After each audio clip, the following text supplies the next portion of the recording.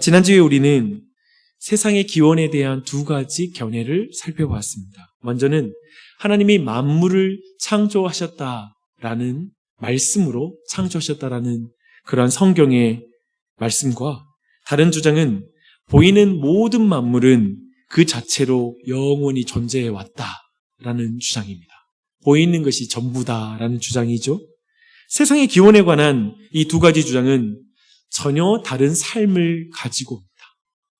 물질이 진화하여 된 인간이 그렇게 물질로부터 진화하여 되었다라고 말하는 이들은 이렇게 말합니다.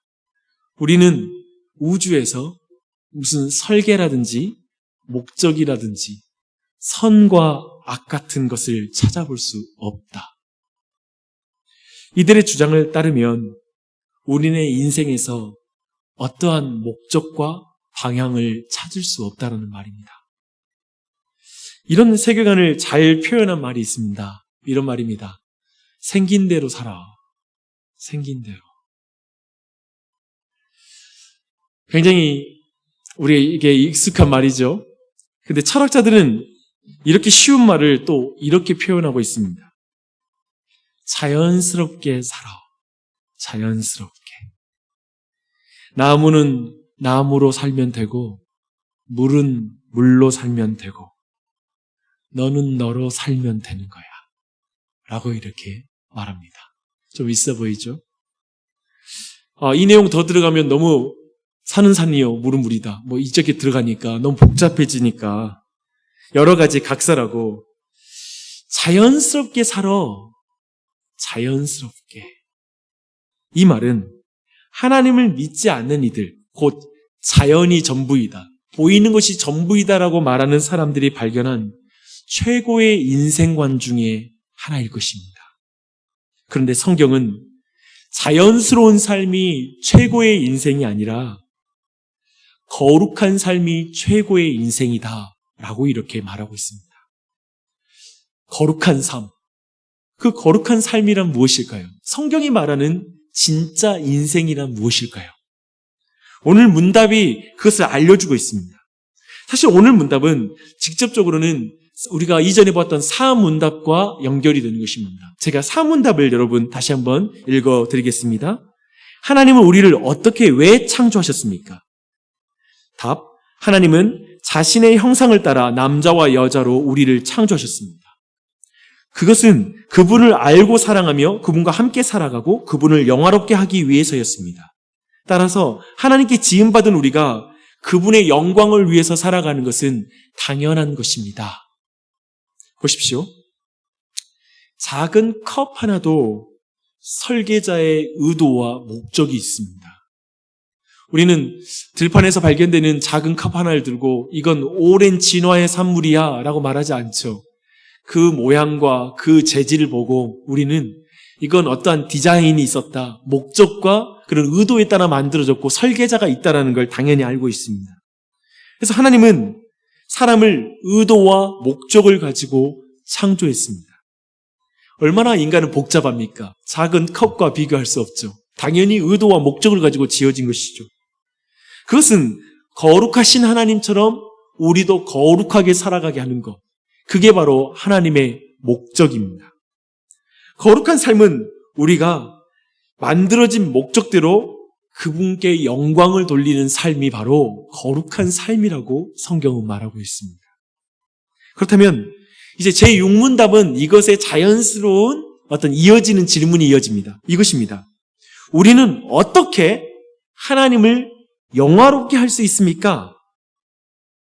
우리는 하나님을 즐거워하며 사랑하고 그리고 믿으며 하나님의 뜻과 명령과 율법에 순종하는 것으로 그분을 영화롭게 합니다. 쉽게 말해서 하나님의 뜻대로 사는 것이 성경이 말하는 최고의 인생관입니다. 인생에 대한 방법입니다. 자연주의자들은 자연의 순리대로 사는 것이 바로 최고의 인생관이라고 말하죠. 그래서 자연스럽게 살라고 말하고 있고, 성경은 너희들은 하나님처럼 하나님스럽게 살아라 라고 이렇게 말하는 것입니다. 이렇게 인간의 기원에 따라서 인간이 어떻게 사는 것이 좋은지에 대한 방법이 완전히 나눠진다는 걸 여러분 기억하고 정리할 필요가 있습니다. 주 안에 사랑하는 교우님들, 굉장히 흥미롭죠. 자연이 진화하여 인간이 되었으니 인간은 자연스러워지는 것이 잘 사는 것이다 라고 세상의 철학 그리고 과학은 말합니다. 그런데 성경은 그것을 반대해요. 도리어 성경은 하나님이 사람을 그분의 형상대로 지었으니 하나님을 닮아가는 것이 잘 사는 것이다. 그게 바로 거룩한 삶이다 라고 성경은 말하고 있습니다. 그래서 사람은 자연의 이치가 아니라 하나님의 말씀에 순종하여 사는 것이 중요하다라고 성경은 말하고 있는 것입니다. 너무 중요하죠. 여기에서 질문이 있어요. 여러분 어떠세요? 어떤 세계관이 더 매력적입니까? 그리고 어떤 인생관이 여러분에게 더 와닿습니까? 나는 내가 너 자신이 되고 또한 다른 사람을 있는 그대로 인정하여 자연스럽게 어우러져 살았으면 좋겠어 라고 말하는 세계관. 그 말과 나는 내가 하나님이 너를 얼마나 사랑하는지를 알아서 그 사랑으로 다른 사람들과 사랑하고 그들과 화목하고 하나가 되어 하나님의 형상을 닮아가는 사람이 되었으면 좋겠어 라는 말, 어떤 말이 매력적입니까? 어떤 말이 여러분에게 어떤 말을 따라서 여러분이 살고 싶습니까? 사실상 우리 세상을, 지금 우리가 살고 있는 시대를 지배하고 있는 인생관은 전자입니다. 그냥 너 자신이 되고 다른 사람을 있는 그대로 인정하여서 함께 어우러져 자연스럽게 살아 라는 말이 더 인기 있는 말입니다. 기독교 왕국 시대를 지난 서구 사회도 자연스러운 삶, 자연주의에 열광하고 있습니다. 오래전부터 일어났던 현상이죠. 우리는 그것을 뉴에이지 음악이라는 표현을 쓰면서 자연주의, 그것으로 돌아가는 음악들을, 그런 것들이 서구 사회를 강타했고 우리에게도 영향을 주고 있는 걸 잘 알고 있습니다. 우리도 내추럴 이런 관련된 말들을 많이 쓰고 있죠.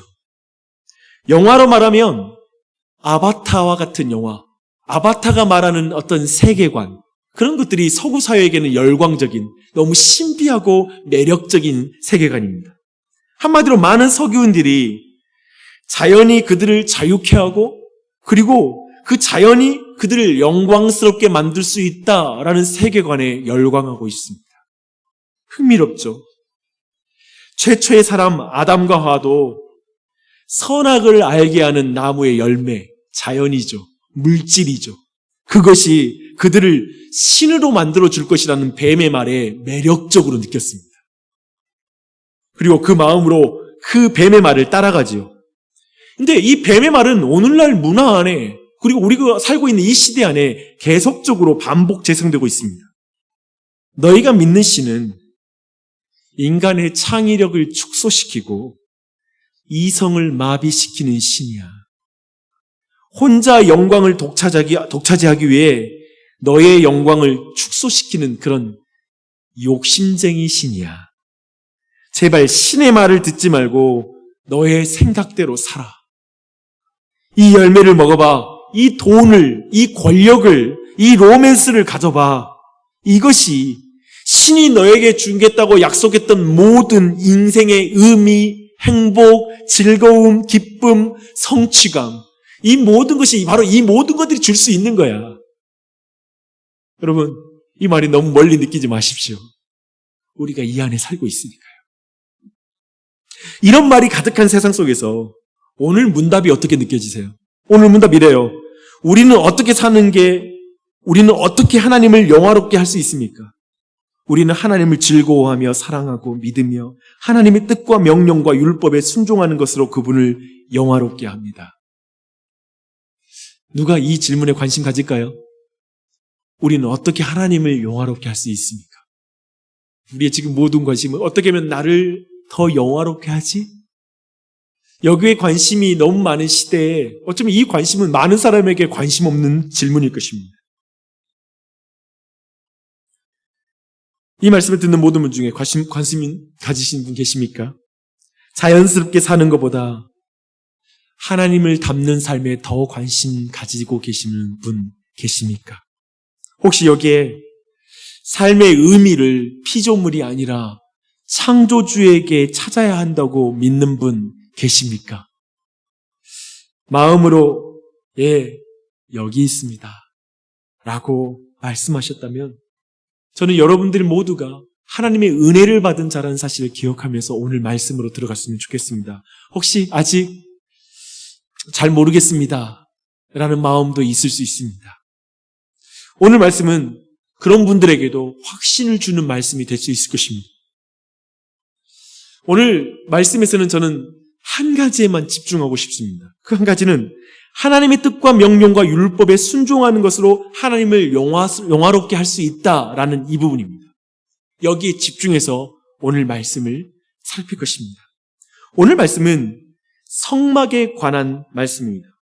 우선 성경에서 성막이 갖는 이 특별한 의미, 역사적인 의미를 여러분이 좀 기억할 필요가 있습니다. 첫사람 아담과 하와가 왕이신 하나님의 말씀에 불순종하여 에덴 동산에서 쫓겨납니다. 쉽게 말하면 에덴 동산은 하나님의 나라인데요. 왕이신 하나님에게 반역을 일으켰기 때문에 쫓겨나는 것이죠. 당연하죠. 함께 하나님의 말씀 듣고 살기 싫다고 선언하니까 당연히 그러면 내 말씀 밖으로, 내 통치 영역 밖으로 이제 쫓겨나는 것입니다.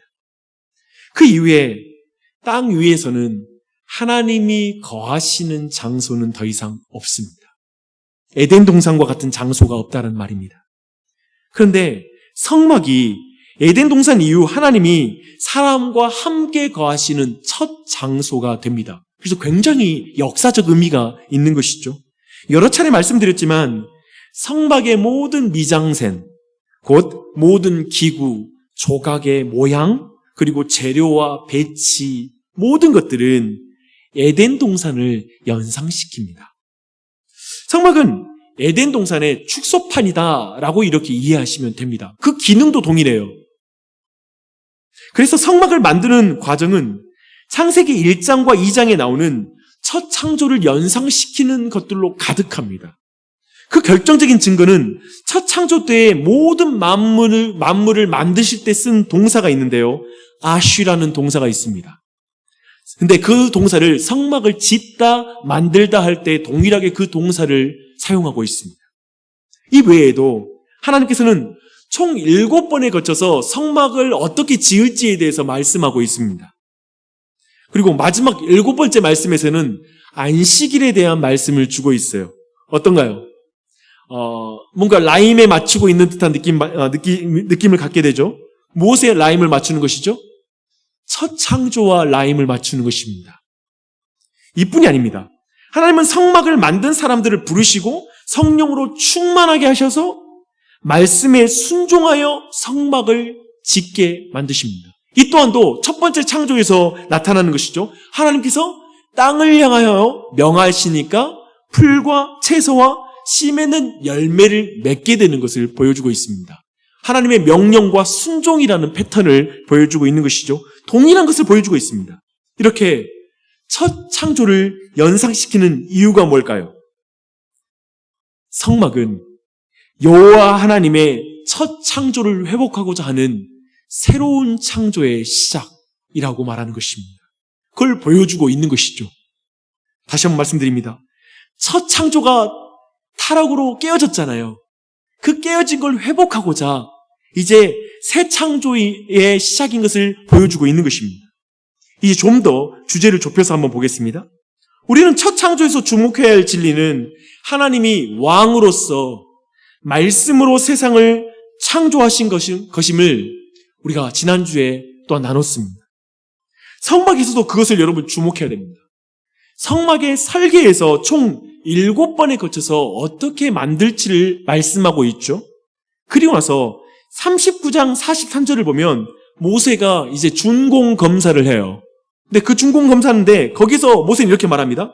여호와께서 명령하신 설계도대로 지은 것을 보시고 이제 만든 자들에게 축복하심으로 이제 인증하는 절차를 거칩니다. 말씀대로 지어졌구나. 그러면서 그들을 축복하는 것이죠. 그리고 성막을 설치하는 과정에서도 동일한 강조가 이어지고 있습니다. 40장 1절과 17절을 보면 모세가 자기의 임의대로 원하는 때에 성막을 설치하는 것이 아닙니다. 하나님이 말씀하신 때에 세웁니다. 설치할 때도 또한 반복되는 표현이 있어요. 17절 아래로 보십시오. 무엇이 반복되죠? 아까 성경을 읽을 때 여러분 반복되는 말씀을 한번 이미 그 눈에 띄는 그 부분을 보았을 분이 계실 것입니다. 총 7번이나 반복되는데요. 여호와께서 모세에게 명령하신 대로라는 말씀이 7번이나 반복되고 있습니다. 히브리인에게 7은 완전함을 의미합니다. 첫 창조 때에도 7일 동안 6일 동안 지으시고 7일째에 안식하시죠. 첫 창조가 하나님이 말씀하신 대로 7일 동안에 완성된 것처럼 완전해진 것처럼 성막도 말씀하신 대로 완전하게 완성되었다라는 걸 말씀하시는 것입니다. 우리는 첫 창조 때 그렇게 완성된 선하게 지어진 그 모든 걸 보시고 하나님이 심히 좋아하셨다라는 걸 우리는 보았습니다. 그걸로 모든 창조에 대한 하나님의 평가가 마무리가 되죠. 그런데 성막을 다 짓고도 하나님은 동의하십니다. 동일한 평가를 하세요. 그건 어떻게 표현되냐면요. 하나님의 기쁨, 그리고 하나님의 그 기쁨이 임재로 표현되고 있습니다. 모세는 회막에 들어갈 수가 없습니다. 왜냐하면 하나님의 임재가 회막 위에 덮었고 또한 하나님의 영광이 성막에 가득했기 때문에 그렇습니다. 하나님이 말씀하신 대로 지어진 성막을 하나님이 말씀대로 지어뒀다는 걸 임재하심으로 인증하고 계시는 것입니다. 하나님께서 그것을 설명하고 있습니다. 이렇게 성막을 만드는 과정에서 에덴 동산을 복사하여 붙이기를 함으로 하나님께서 이 성막을 통해서 우리 모두에게 하고자 하시는 말씀은 선명합니다. 이런 말씀이죠. 나는 너희의 왕이란다. 나는 첫 창조 때에 나의 말대로 지어지고 디자인대로 움직이는 세상을 볼 때 기뻤단다. 그런데 지금 내가 말한 대로 순종하여 성막을 너희가 지었으니 나는 이 성막을 보는 것이 기쁘구나, 좋구나. 첫 창조 때에 나는 나의 말에 순종함으로 나의 통치를 받아들이는 대리 통치자인 사람과 함께하는 것이 나는 너무나 기뻤단다. 나는 나의 영광을 내 통치를 받아들이는 모든 사람에게 드러내는 것을 기뻐하는 하나님이란다. 이제 나는 너희를 대리 통치자로 세운다. 이제 너희도 나의 말에 순종하여 그 일을 감당하겠느냐? 지금 이 메시지이죠. 이 메시지를 성막을 통해서 우리는 분명하게 하나님 앞에 들을 수 있습니다. 대리 통치자에게 요구되는 것은 한 가지입니다. 하나님의 말씀의 통치를 받아들이는 것입니다. 하나님의 말씀을 듣고 순종하는 것입니다. 이걸 받아들이는 게 대리 통치자에게 요구되는 것입니다. 36절 아래로 구름이 떠오르면 행진하고 떠오르지 않으면 그 자리에 멈추는 것. 이 모든 것을 말하는 것이 그거예요. 하나님의 말씀에 따라 움직인다. 하나님을 따라 왕이신 하나님께서 일어나면 일어나고 왕이신 하나님께서 행차하면 우리도 움직인다. 우리는 하나님의 백성이다 라는 것을 말씀하고 있는 것입니다. 또한 광야에서 만나는 뭘 말합니까? 사람이 떡으로만 사는 것이 아니요 하나님의 입에서 나오는 말씀으로 말미암아 산다. 즉 왕이신 하나님의 말씀을 들음으로 산다. 그 백성은 이라는 뜻입니다. 하나님의 영광은 그렇게 하나님의 말씀의 통치를 받아들이는 하나님의 백성에게 임한다라는 것이 성막에 임하는 이 영광을 통해 우리에게 분명하게 말씀하고 있습니다. 이것이 하나님이 사람을 만드실 때 하나님이 가지신 목적이었습니다. 디자인이었습니다. 그래서 오늘 문답은 그 목적을 이렇게 요약하고 있습니다. 하나님의 뜻과 명령과 율법에 순종하는 것으로 하나님을 영화롭게 할 수 있다. 하나님의 뜻과 명령과 율법에 순종하는 것으로 하나님을 영화롭게 할 수 있다. 라고 말합니다. 우리는 이 사실을 받아들이는 걸 어렵게 느낍니다. 이 말씀을 듣는 분 중에 아직 기독교 신앙 밖에 있다고 생각하는 분도 계실 수 있고요. 어떤 분은 기독교 신앙 안에 머물고 있다라고 확신하는 분도 계실 것입니다. 누구든지 하나님의 뜻과 명령과 율법에 순종하는 것으로 하나님께 영광을 돌릴 수 있다라는 말에 억누를 수 없는 어떤 감정과 생각이 마음에서 올라온 걸 경험했거나 지금도 그걸 느낄 것입니다. 이런 식으로 느끼는 것이죠. 하나님은 매우 이기적인 것 아닌가요? 왜 이렇게 영광을 받는 것에 굶주려 있는 것이죠? 이런 말은 좀 지나친 말이지만 용서하고 들어주십시오. 하나님은 관심병에 걸린 분 아니십니까? 또한 하나님의 뜻과 명령, 율법에 순종해야 한다는 것은 너무 율법적이고 너무 편협적인 것 아닌가요? 우리 부모님은 내 마음만으로 받아주는 사랑의 부모님이신데 하나님은 그런 분이 아닌 것 같아요. 사랑이 좀 부족한 분인 것 같아요. 이런 문답에 거부감을 느끼는 이들은 이런 말씀에도 거부감을 느끼죠. 이 백성은 내가 나를 위하여 지었나니 나를 찬송하게 하려 함이니라. 이사야서 43장의 말씀입니다. 이런 말씀도 계속 들으면 왠지 모를 거부감과 불쾌감이 있습니다. 인간이 주인공이 아니라 하나님을 찬송하는 주변부에 어쩌면 액세서리 같이 된 것 같은 느낌이 들어서 매우 못마땅스럽게 생각이 듭니다. 이렇게 되면 하나님이 매우 이기적이라는 생각을 지울 수밖에 없습니다. 당신은 사랑받기 위해 태어난 사람을 부를 때는 참 좋은데 당신은 하나님을 찬송하기 위해 태어난 사람 하면 이 부분은 많은 사람에게 받아들이기 힘듭니다. 왠지 이렇게 되면 하나님이 매우 이기적이고 약간은 인색한 분이라는 생각을 지울 수가 없습니다. 첫사람 하와가 동일한 감정을 처음 품었다는 걸 여러분 주목할 필요가 있습니다. 이렇게 품었어요. 나에게 하나님처럼 될 수 있는 능력이 있는데 하나님은 나를 종으로 부르기 위해서 이 중요한 사실을 계속 숨겨두셨구나. 이 마음을 품었거든요. 왠지 하나님이 거짓말하여서 자기를 속였다는 생각, 자기에게 엄청난 능력이 있는데 그 능력을 깨워주지 않았다는 것. 그래서 뱀의 말이 더 매력적이었죠. 뱀은 자신에게 숨겨진 능력을 깨워서 하나님처럼 되게 할 수 있는 그런 멋진 조언을 해주는 현명한 지혜자처럼 보였겠죠. 자기가 우매했다. 나를 계몽시켜주는 대상으로 이제 뱀이 느껴졌겠죠. 그렇기 때문에 하나님은 이기적인 신이야 라는 느낌을 지울 수가 없는 것입니다. 로마의 모든 신화를 보십시오. 로마의 신화를 보면 신이라는 존재가 얼마나 불완전하고 이기적인 존재인지를 여실하게 드러내요. 그리고 그런 불완전한 신과 투쟁하는 인간을 영웅으로 묘사합니다. 그들에게는 하와는 영웅일 거예요. 사실상 현대인의 삶도 별반 다르지 않습니다. 현대 철학도 비슷한 궤를 돌더라고요. 자신의 말대로 순종해야 영광을 받으시는 신이 얼마나 유치한 개념인지에 대해서 비웃듯 말합니다. 신이 너를 규정하거나 종교 권력이 너의 정체성을 규정하도록 내버려 두지 말라고 조언합니다. 대신 너 스스로가 선과 악을 규정하고 스스로 자신의 정체성을 결정하라고 세상은 말합니다. 쉽게 말해서 신은 너의 인생을 더 축소시키고 종교는, 기독교는 너를 더 비참하게 만들 뿐이야.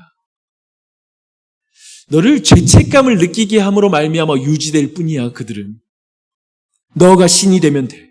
너가 신이 되면 더 행복하고 좋을 거야. 스스로 왕이 되어 누구의 말도 듣지 말라고. 그렇게 살면 넌 자유를 얻을 것이고 그게 자연스럽게 사는 방법이야. 생긴 대로 살아. 그냥 너를 살아. 이러한 말을 하죠. 너무 매력적이에요. 이것이 오늘날 우리를 둘러싸고 있는 문화가 외치고 있는 소리고 사실은 이런 문화와 상관없이 인간의 어떤 첫 번째 타락 때부터 인간의 마음에 계속적으로 있는 마음이 이 마음입니다. 이게 사실은 타락의 요체입니다. 근원이에요. 하나님처럼 되고자 하는 마음. 이것을 실천하는 이들이 인기 있는 철학자이고요. 뭔가 세련되고 거침없는 자신감 넘치는 인간상이라고 불리는 게 지금의 시대입니다. 그래서 뭐가 남았습니까? 그렇게 우리 각자가 신이 되어 이 시대는 뭘 남기고 있고 그것이 그런 철학이 인기를 끌고 있는 점점 인기를 끌고 있는 이 시대가 지금 어떻게 사회는 가고 있습니까? 서구 사회만이 아니라 한국 사회를 보십시오. 정치적 견해로 이렇게 서로 관계가 찢어지고 가족 관계도 정말 찢어지고 있습니다.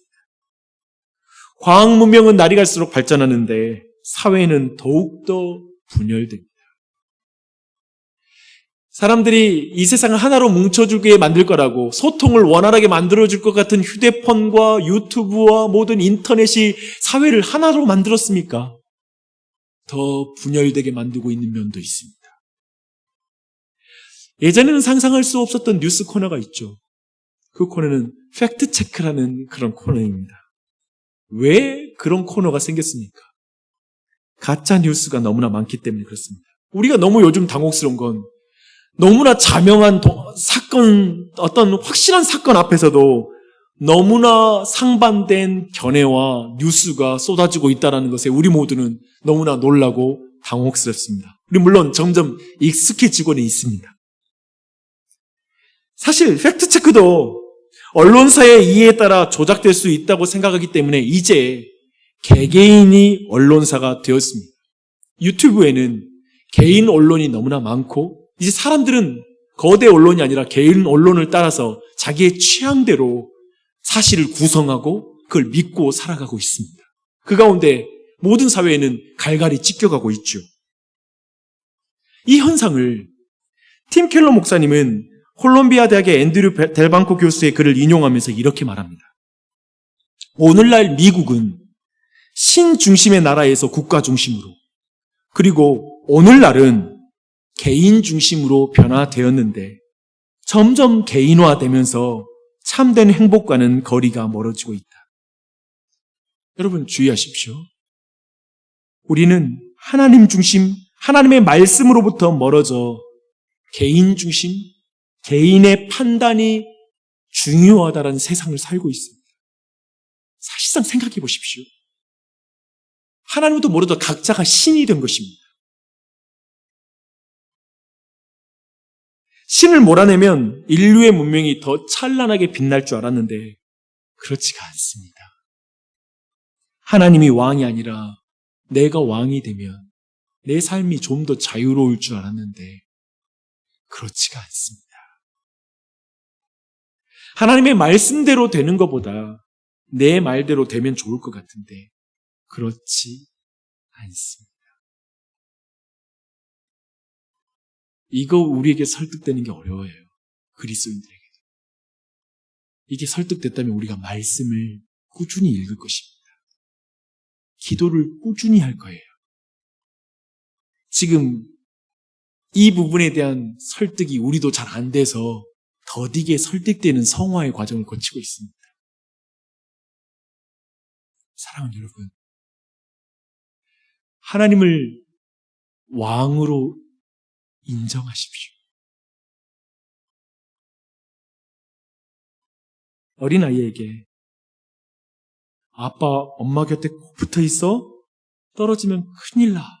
제가 어렸을 때 이렇게 엑스포 같은 데 가면 사람들이 많이 모인 데 가면 부모님들이 꼭 이 말을 잊지 않아요. 내 곁에 꼭 붙어 있어. 떨어지면 큰일 나. 이렇게 말하는 부모를 이기적이라고 부르지 않습니다. 그리고 부모가 아이를 믿지 못해서 위협하는 말이다 라고 말하지도 않습니다. 우리 중 누구도 미성년자가 부모님을 의지하지 않는 것을 독립심이라고 말하면서 칭찬하지 않습니다. 미성년자 때는 부모를 의지하는 게 맞죠. 사랑하는 여러분, 하나님을 중심으로 하나님을 왕으로 모셔서 하나님께 꼭 붙어 있는 것은 하나님이 이기적인 게 아닙니다. 그리고 그것을 우리를 위협하는 것도 아닙니다. 떨어지면 죽어. 큰일 나. 내 말에서 벗어나면 안 돼. 라고 말하는 것은 우리를 위협하는 말이 아닙니다. 사랑하기 때문에 하는 말씀입니다. 하나님과 사람의 관계는 부모와 미성년자 자녀와 비교할 수가 없어요. 이걸 또한 주목할 필요가 있습니다. 창조주와 피조물입니다. 포도나무와 가지가 포도 줄기에 붙어 있을 때 살 수 있는 것에 더 가까운 관계입니다. 이걸 기억해야 돼요. 하나님 앞에 모든 인간은 갓 태어난 아이가 절대적으로 부모에게 의존하듯 그 이상으로 하나님은 공기와 같은 조건이 되시는 분이십니다. 공기를 떠나면 죽어요. 여러분, 물속에 들어갈 때 산소 호흡기에서 입을 떼면 안 됩니다. 떼면 죽어요. 라고 말하는 전문가의 말이 우리를 협박하는 말이 아닙니다. 우리를 살리려고 하는 말입니다. 하나님의 말씀을 떠나면 안 돼. 하나님의 말씀을 지켜야 돼. 이 말씀에 불순종하면 죽음밖에 없어. 라고 말하는 건 창조주와 우리의 관계를 말하는 것입니다. 협박이 아닙니다. 우리는 그렇게 의존되어 있습니다. 그분의 말씀을 따라야 됩니다. 물고기가 물이라는 조건에 절대적으로 의존하듯 우리 모두는 하나님의 말씀 안에 살아가는 그 조건에 절대적으로 의존합니다. 하나님의 말씀, 율법을 지켜야 하는 것이 억압처럼 보입니까? 그게 너무 귀찮으십니까? 우리의 자유를 빼앗는 것처럼 보이십니까? 우리의 눈에 보면 여호와께서 모세에게 말씀하신 대로 이게 계속 붙는 게 너무 거추장스럽고 반복되고 이런 말은 좀 빠졌으면 좋겠다라는 생각이 들 수 있습니다. 그러나 물고기에게 물이라는 조건은 억압이 아니라 자유이죠. 그렇죠. 그처럼 하나님의 말씀 안에 사람이 거하는 것은 억압이 아니라 자유의 조건입니다. 물고기가 물속에서 자유롭듯 모든 사람은 하나님의 말씀 안에 있을 때 참으로 자유로울 수 있고 행복할 수 있고 인생의 의미를 발견할 수 있고 가치를 발견할 수 있고 거기서 진정한 기쁨을 누릴 수 있다는 게 성경의 말입니다.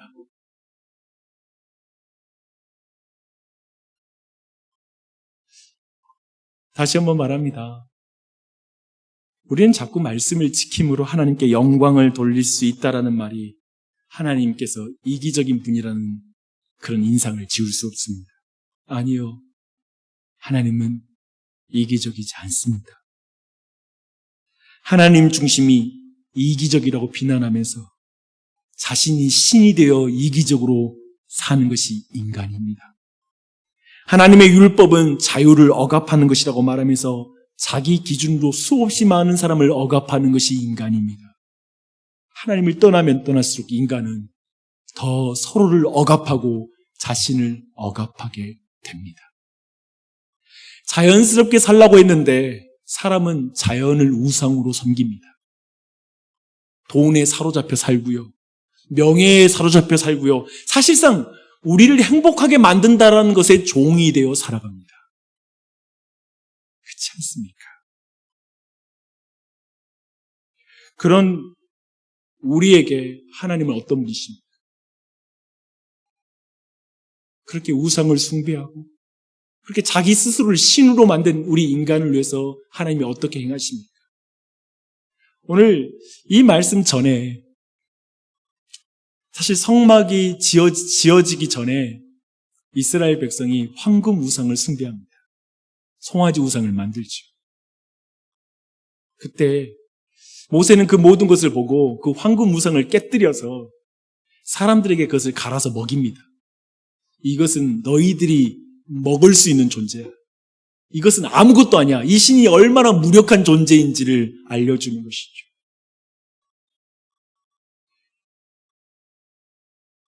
그런데 참된 하나님의 형상이요, 참된 하나님의 본체인 예수 그리스도께서 자신의 몸을 깨뜨려 그 살과 피를 우리에게 먹이십니다. 전능자가 우리의 깨어진 형상을 회복하기 위해 바로 자신의 살과 피, 몸을 깨뜨려 우리에게 내어주신 것입니다. 우리는 피조물들보다 위에 있는 존재이기 때문에, 피조물을 다스리는 존재이기 때문에 우리 아래에 있는 모든 것으로 우리의 형상이 회복될 수가 없습니다. 오직 우리는 우리 위에 계신 하나님께서 살과 피를 내어주시고 자기 몸을 내어주신 그 예수 그리스도로 말미암아 우리는 우리의 형상이 회복되는 것입니다. 이 질서를 놓치지 마십시오. 하나님이 이기적입니까? 자기의 아들을 내어주사 살과 피를 우리에게 내어주고 몸을 깨뜨리신 이 하나님이 이기적입니까? 아니요. 이기적이지 않습니다.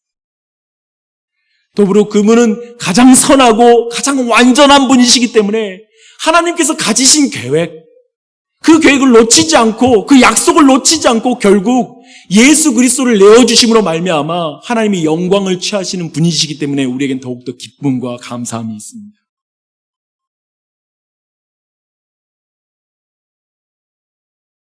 사랑하는 여러분,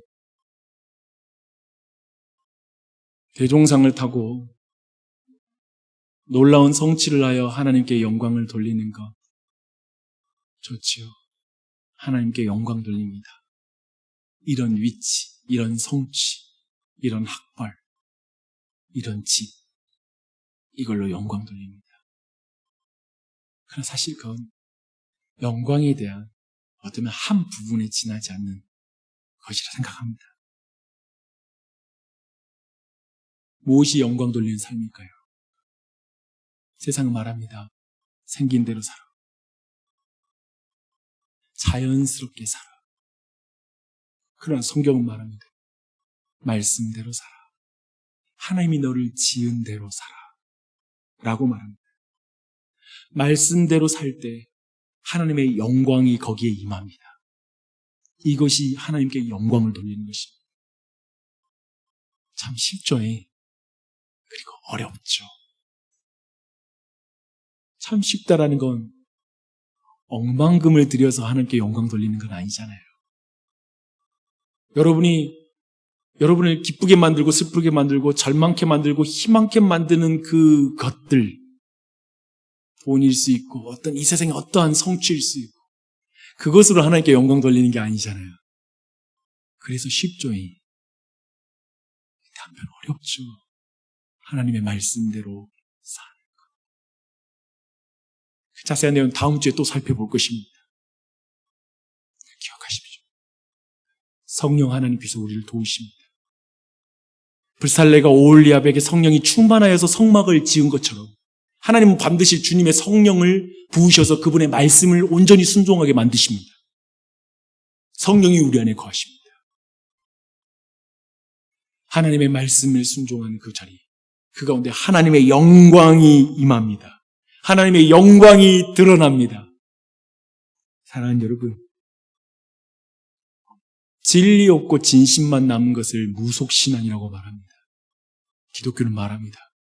하나님의 말씀, 진리가 있는 그곳이 바로 교회고, 진리의 기둥과 터가 교회고, 그리고 그 진리 안에 자유함이 있다, 기쁨이 있다, 행복이 있다 라고 말합니다. 그러니 하나님의 말씀, 하나님의 뜻, 하나님의 율법을 지킴으로 하나님께 영광을 돌리는 그 삶을 사는 여러분이 되길 바랍니다. 실패를 두려워하지 마십시오.